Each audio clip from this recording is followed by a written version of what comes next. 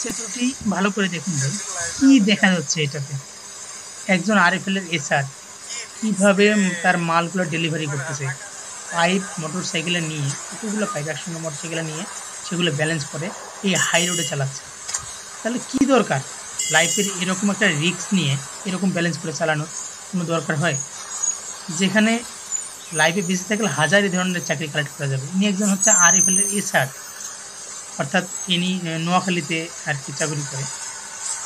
তো এইভাবে আমি মনে করি না, কখনো এটাকে আমি নিজে থেকে কখনো সাপোর্ট করি না যেভাবে গাড়ি চালা লাগবে। আর আমার নিজের এক্সপিরিয়েন্স থেকে বলতেছি, মানে সবাইকে উদ্দেশ্য করে বলতেছি, গাড়ি চালার সময় অবশ্যই এটা মনে রাখা উচিত ভাই, যে আমি নিজে এখানে শুধু দেখতে পাচ্ছি, অন্যরা কেউ দেখতেছে না। এভাবে নিজেকে মনে করে গাড়িটা চালা লাগবে, অর্থাৎ সবাই এখানে কানা, এই এক কথায় সবাইকে কানা ধরে শুধু আমি নিজে দেখি, এমনটাই এইভাবে চালা লাগবে। কারণ নিজের অসতর্কতার জন্য নয়, মানুষের অসতর্কতার জন্য অনেক সময় অ্যাক্সিডেন্টটা মূলত হয়।